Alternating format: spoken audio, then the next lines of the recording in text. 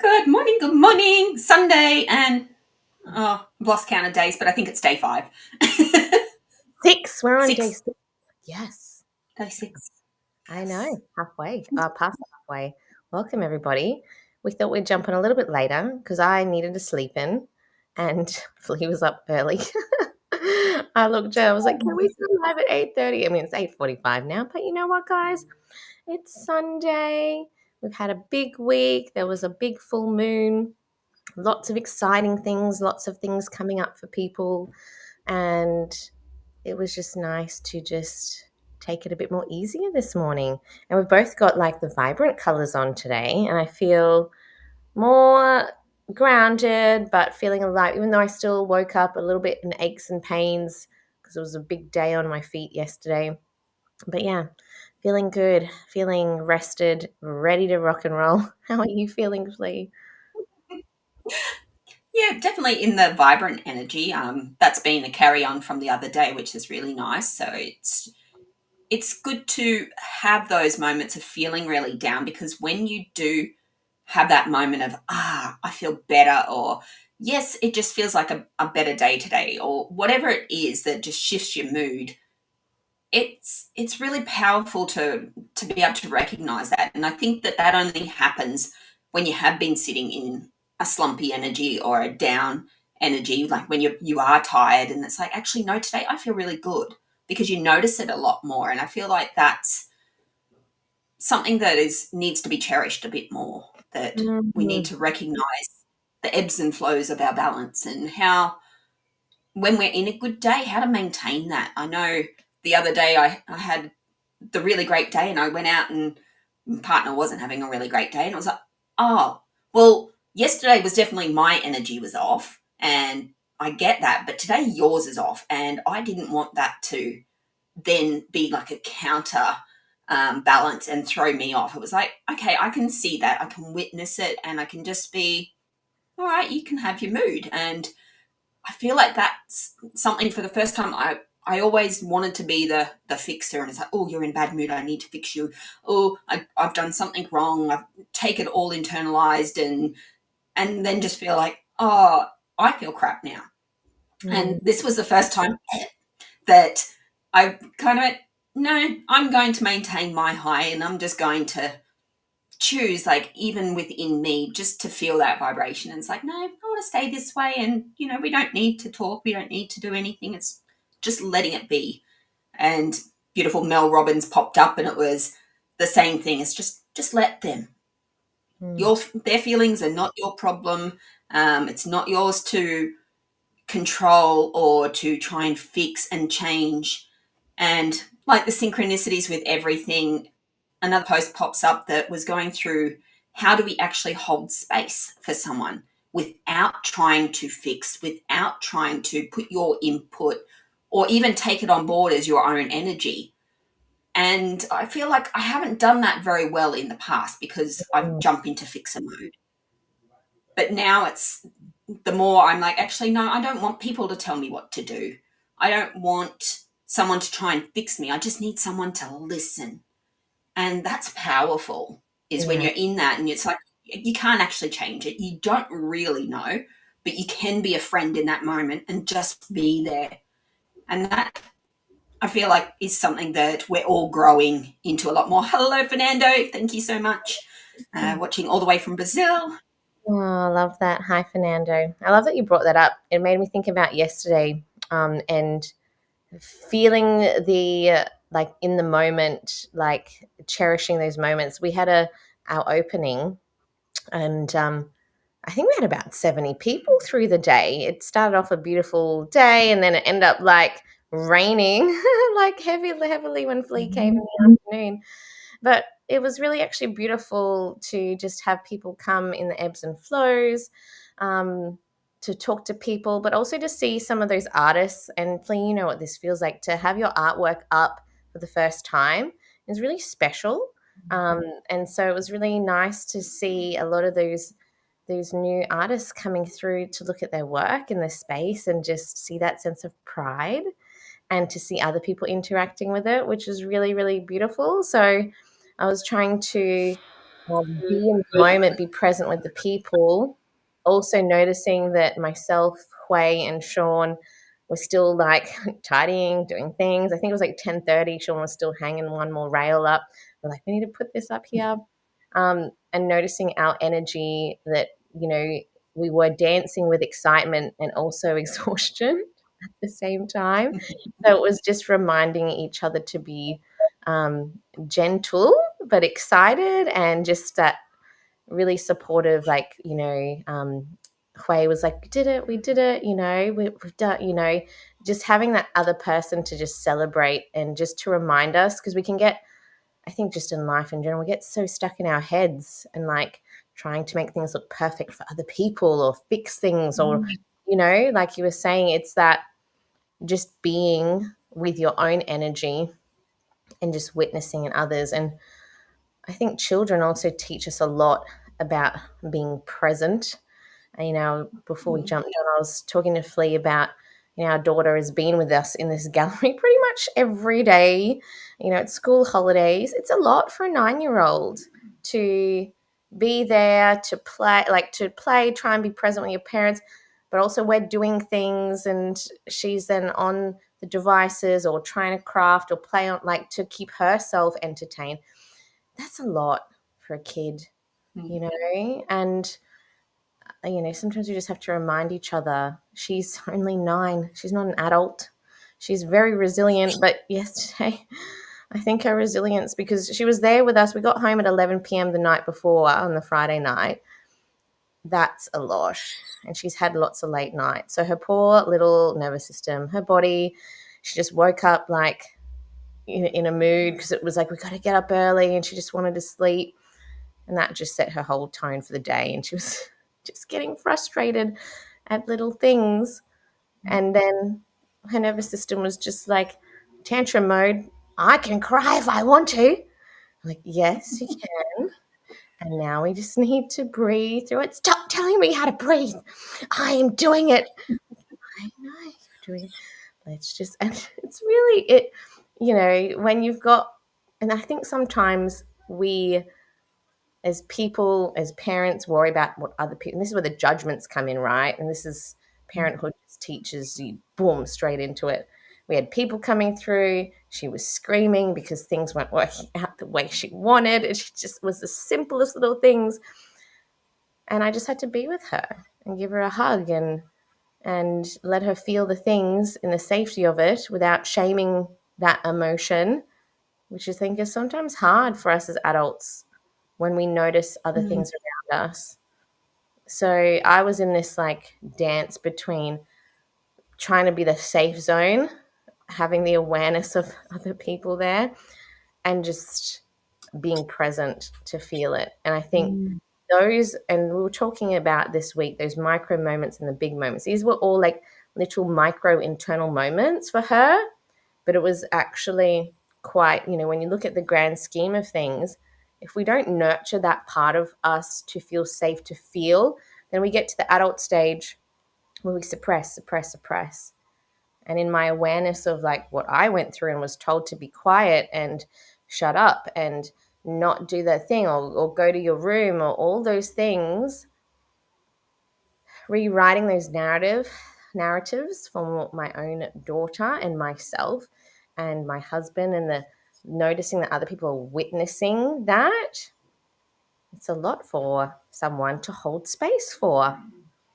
And in that moment where it's just like a flick of a switch where the emotions can go from here to here, it does really test you as a person. And I feel if you can handle those moments with grace, and sometimes it's not, sometimes you just end up crying with them and having tantrums with them. But yeah, I found even in the last 3 years of working on my own nervous system that I can manage those moments where things are all multiple things are happening at once. Still doesn't feel nice when you're in it, but it's part of being human. And with children too, like I know as an adult, sometimes you don't catch it beforehand. Like you don't realize that you're heading into that slump, that even your body language. You know, you might just go silent or something. And I'm very much a silent person when I get upset, so I like to retreat. And a lot of the times, if I'm in the surroundings with other people, it's like, well, I've got to put on a happy face. I can't bring other people down. I've got to be a certain way, and I can't feel that emotion. And as adults, we kind of know like when it is acceptable and when it's not, so we do suppress that. But the problem is a lot of the time is when we suppress it, it's like, okay, yeah, I just sucked it down and went on with life and was happy. It reappears and it comes out in the least expected way. And it's usually some type of outburst or rage. It's something really minor that you sit there and go, why did I respond that way over that? Like, that's not even a big deal. That's not really the issue. And, you know, being able to come back and go, what was the real issue? Like, what am I really upset about? That there is gold, but children don't know that. And for a lot of parents, we're not teaching them to identify that. It's like, okay, you're having an outburst now. Is it, and for beautiful Aya, like, is it really about that day and things not working out right? Or is it the 3 days of not having home and comfort and, you know, proper sleep? And when we're looking at that as a parent, we could possibly recognize it, but we don't feel it because a lot of the time we don't see it in the moment. It's like, well, I've just got to do what mummy and daddy do, or I've just got to, you know, be here and nobody cares. And I hear that a lot with young people when they come to me for mentoring. And it's like, um, you know, can you list 5 people that you know love you? And young people are like, no. And especially if they're having a conflict with a peer or one of their friends, it's like, okay, well, let's look at it broadly. Like, let's look at, you know, well, who are the people that care for you, mummy and dad? Do you really feel like they care for you? And a lot of the times they'll say no. They'll say, oh no, they're too busy, or they don't hear me when I'm upset. They don't see me for me. And this is something that is a generational curse that we keep passing on to our children for generations and generations, because our grandparents and our parents taught us to, okay, well, children were to be seen and not heard. Who made up that rule? Who said that that was okay? And we can go all the way back to like Plato and ancient Egyptians and ancient Greeks, and, you know, where women were being silenced because they weren't allowed in men's rooms. They weren't allowed to have a voice or to have any type of knowledge. And when we look at women's work, it's really important because women carry the men. And in our genealogy, if we're not addressing the harm that is happening to women, then we're passing on that harm to our men, which then continue the cycles of not being seen, not being heard, push it all down. Let's just carry on because this is the way of the world. And it's a really fine line because we keep going back, well, who's to blame? Oh, my mum was to blame because, and I put a post, I hate my mother. I don't hate my mother. But at the time, she was my person to blame because she was the person that we believe is meant to be our carer. They're meant to provide the support, the encouragement, the unconditional love. But they're a person themselves living this journey for the first time in this world, in this time. And a lot of the time we forget that. Like, I know as a mum, it's like, oh, I've made mistakes and that's all fine and everything. And as an adult, I can absorb that. But then it's like, do my kids know that? Do they understand that I actually don't know this information? I'm learning as I'm going. I'm filtering through the responses of those around me to make the world safe and comfortable in my own surroundings. And that there is the generational trauma that we're continuing to pass on, because if we don't know, if we don't talk and share, and communities have been lost over the years, we lose the right to just have our girlfriends or our grandmothers and our aunties and their circles that used to support us. And a lot of that wisdom was passed on because of those circles. And as we've slowly like started moving away from our home cultures and our home areas, that has been lost. It's like, oh no, we're moving into a Western civilization where it's all separate. And that can be traumatizing at a completely different level. So like this idea of like thinking with our heart, that comes back to our mother's heart as well. If your mother grew up and wasn't safe, then that's that unsafety or that insecurity that your mother felt while she had you is within you, and you may not even know it. And it's Mm. just the not being seen or heard as a child, or being told to be quiet. It's well, you're not like other mothers, so therefore you're not the right mother. And that judgment, as you mentioned earlier, is that we forget that that judgment is our internalized version of what we were missing. And Mm. every single parent wants to do better than the last parent. So they're like, well, I wanted this as a little girl, so my kids are going to have all of that. And we give and we give and we give and we give. And it's like, but there are certain structures in our foundation that need to remain constant. We do need to teach a right place and a right time. You know, the right ways in which to express our feelings if we are down, so we're not suppressing them. But Mm. at the same time, we don't want to cause harm and start screaming at somebody because we're having a bad moment. It's that actually, no, I need some time to move away and to work out what I'm feeling so I can come back and address it. And this Mm. is proper self-regulation. It's not just have your outbursts and scream at me all you want and kick and fight and some of the things that you see in the shopping centres, the temper tantrums. It's okay, yeah, I can see you're having a bad moment. I'm going to wait. And when you're ready to talk to me, then come and talk to me. Mm. But I do not accept being yelled at because I did not deserve that. And that still needs to be one of those boundaries that is set in place so that they know that when they get older, that those boundaries are still going to apply for them. Mm. And these are the mother wounds that every single one of us has. Like, even if you grew up in a great family, that trauma has been passed down because mothers along the line have been traumatized. Every single one of them. Women over generations have not been treated correctly.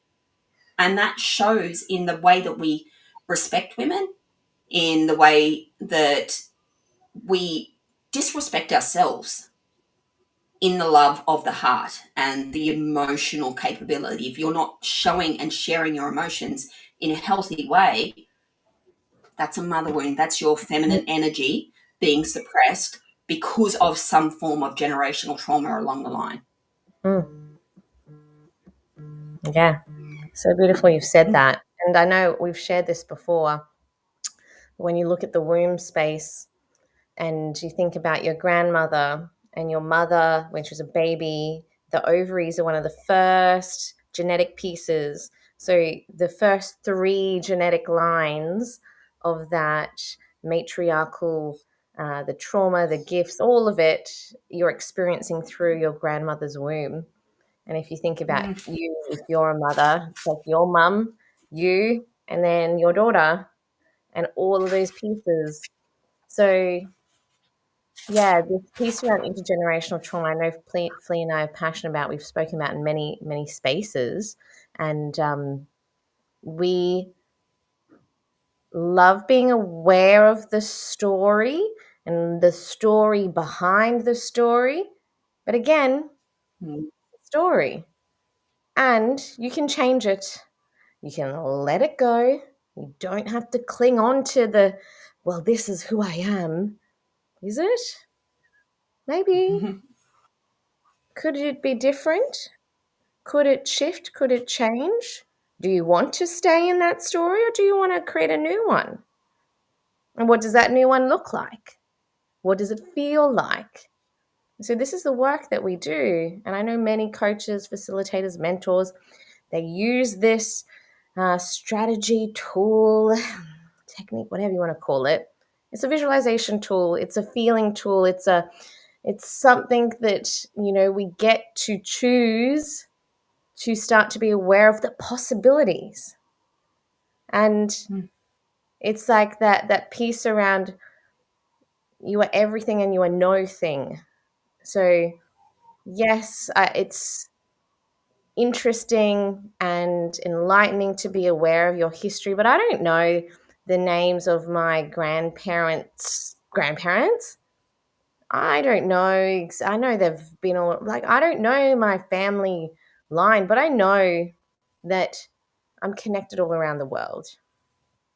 And that genealogy, the connection, the epigenetics that flows through me, I've chosen to reframe and re-gift that acknowledgement of what I do know and feel, and perhaps the unseen of whatever is there, to let go and to recreate whatever it is I want to recreate.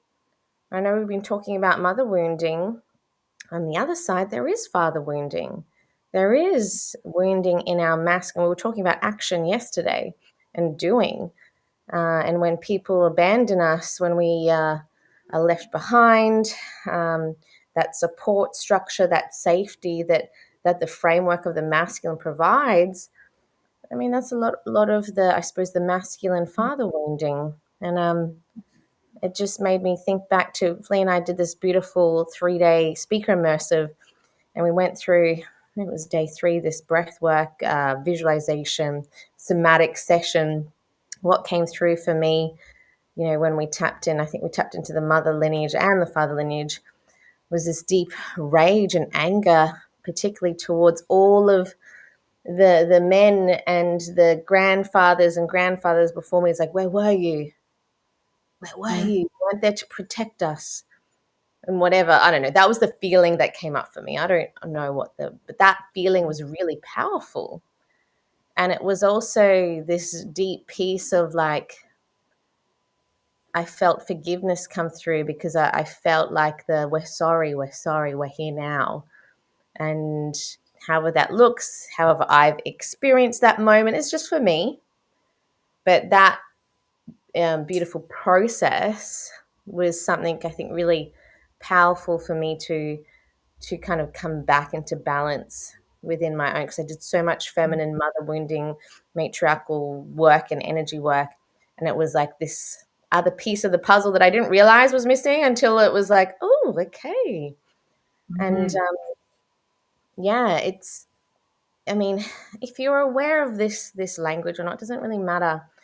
If you want to shift and change and grow, you don't have to go as deep as what we're sharing, but maybe there's just a little piece of what Flea and I have shared or said, or if any of you've watched any of our content, there's still a little bit there before it gets all wiped away. If you go back into our videos, that opens up a few doors. And if that's enough to kind of shift and change, then that's all you need, because you have the choice to create your future, the future for yourself, for your family, for your children, for your home, whatever it is, you get to create and co-create. And you can let go of those stories and create anew. And this is the beautiful gift of what we get to offer you, is in that awareness. Yes, we can be aware of all the stories and all the things and all the blames and the belief patterns, and you can just go, shoop, okay, I'm aware of that, pop that aside. That's not going to claim my heart anymore or my mind. And I'm going to do these different rituals, techniques to shift my own being into that higher frequency to create the life I want to create. I love that you brought up the father wound, because this was something that our beautiful friend Yana, who's been on all of our summits and many of our podcasts, and through her program, and this was a business side program, it was looking at money wounds and why, we have certain feelings around wealth and status. And for me, it was always like, money makes people evil. It makes people do horrible things. It makes people fight against each other, and there's no union, there's no connection. And she's like, yeah, that's a father wound.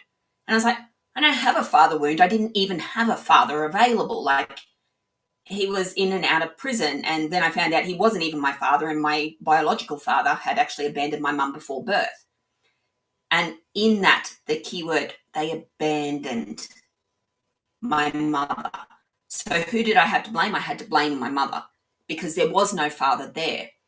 And something that has come up recently in one of my studies was that the age between 11 and 14, the relationship with your father dictates the stability and security you have in your life between 11 and 14. Now, for most girls, that's when we start going through our menarche, when we start to become hormonal and we kind of like pull away. unless you have that healthy male relationship.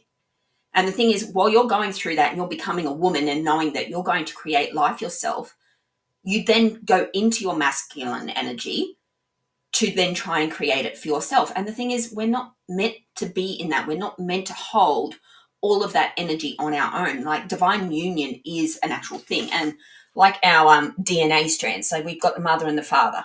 They come in with the DNA. And if we think of the individualities, the lines that come in that say this might be the grandmother wound. If we've got one up here, that might be the grandfather wound. And each strand where they start to interact becomes the DNA compound within our bodies that structures our subconscious, which is the strands again, so the masculine, the female, the subconscious, and the conscious. So our interaction between energy, so the feminine energy coming through, and then the masculine being the action, it's all dictated by these little micro connections, and that's the epigenetics that people talk about. But the foundational structure that gets built upon that, because our DNA does have the ability to change. So we can grow and we can build new strands and new neurotransmitters and things like that. If we think back, like between 11 and 14, I didn't have any masculine role model there. 14 years old was when my stepfather he was back out of prison, and it was at that time that I'd formed a relationship with an older man. So I was 14, he was 21. We'd spent the holidays together. He wanted me to move to WA from Queensland. On the phone, I called up and I had said, Trevor wants me to move. Is it okay? Hang on, I'll ask your father. Down the line. This is over the phone. Down the line. Yep. That was my response at 14 as a child in a relationship, one I shouldn't have been in, because that's carnal knowledge. For those that don't know, in Australia, 16 is the legal age to be intimate with a partner. And generally, then they say that you shouldn't be with people in adulthood if you're in those primary years, because the maturity level, the manipulation that happens with an adult should know how to behave. And yes, I was very much an older teenager. I was a mother from very young, like not an actual mother, but I was mothering my sisters and my siblings, and that role of mother was always within me. So I always acted older. Mm-hmm. If I think of my foundational security, my attachment to money was lost because of his criminal behavior. So he was in and out of prison because, like I said, if you don't have it, you take it. Oh, I don't have it, so I'm going to steal it. That then leads to separation and abandonment because he wasn't there. That security was not provided.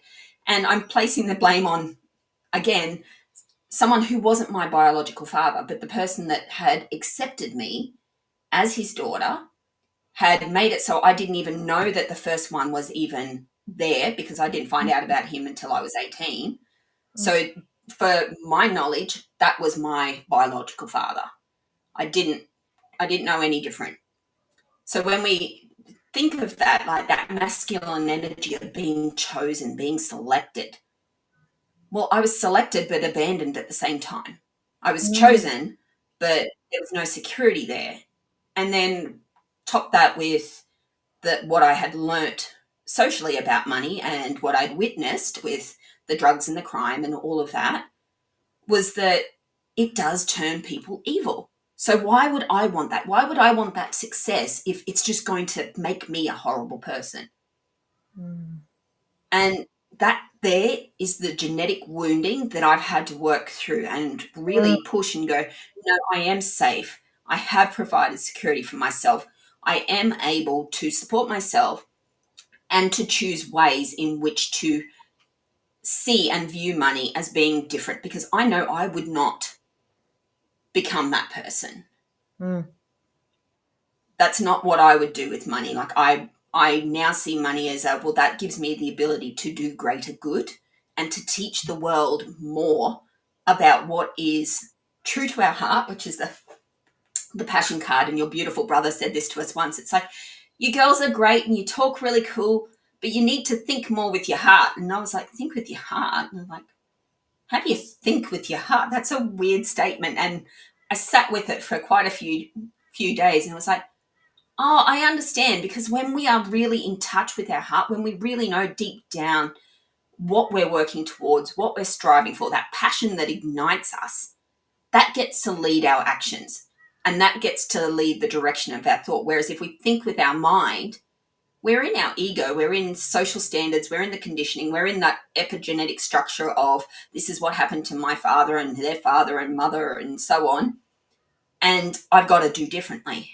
Whereas we know innately what we're here to do, and that's to connect. Mm, It's to connect deeply with ourselves, because we are all God source energy. We all come from the same structure. We're all human beings. There's no different race or culture or any of that. Like, yes, we come from different environments, but we're human first.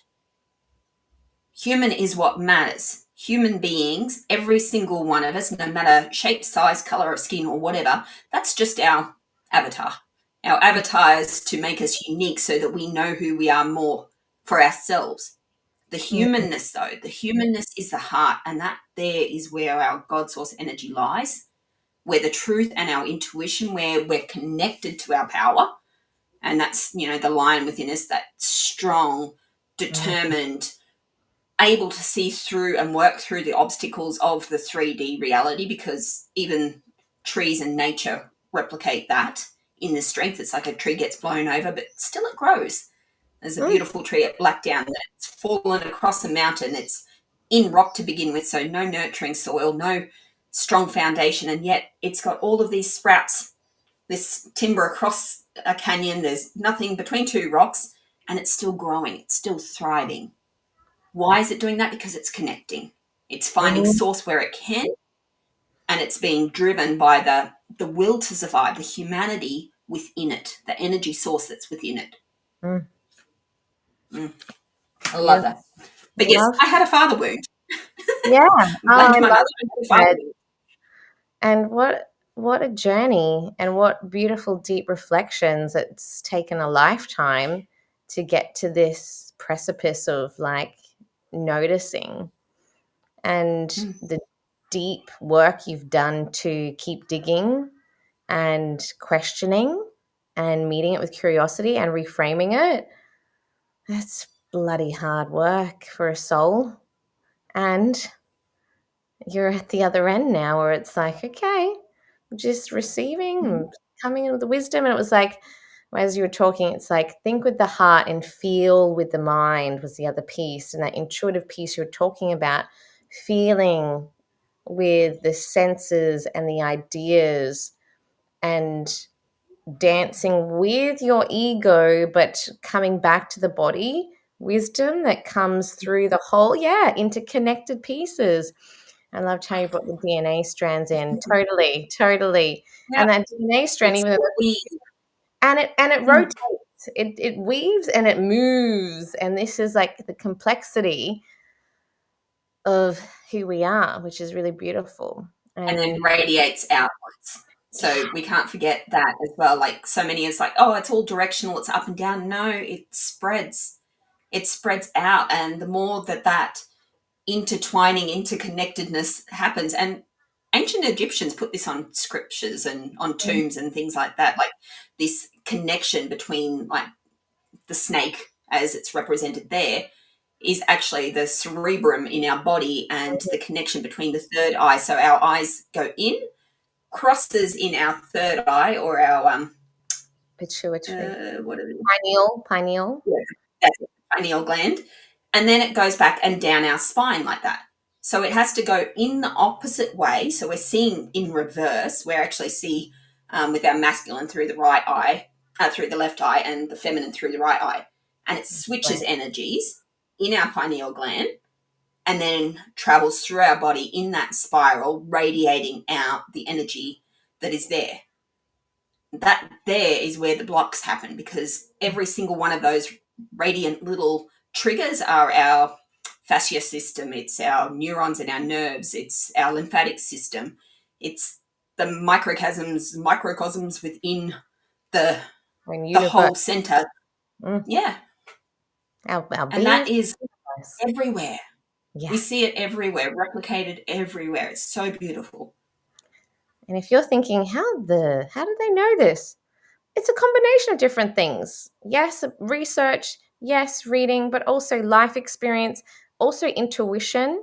I know there's many pieces when Flea and I have spoken, and she said something like I can't. My brain doesn't think the way she does, which is her beautiful gifts, and vice versa. There are different things, gifts that I have that are different to hers, and I'm like, I'll see something else that I absorb and read, like, oh, that's exactly what Flea is talking about.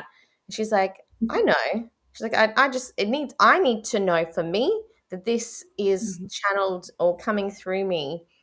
And it's nice, the synchronicities, but it's also honoring that her wisdom is coming through a deep remembrance because it's in her blood and her DNA and her own wisdom that is connected to the universe, which we're all connected to. If you want to go bigger with us, you can. Or if That's you're happy, mastery. oh, that's mastery. We're mastering not only this life, but for the universe. And this school of Earth is the most hardcore school ever. So, what a blessing it is to be here. There are souls lining up to be here to experience what we get to live now.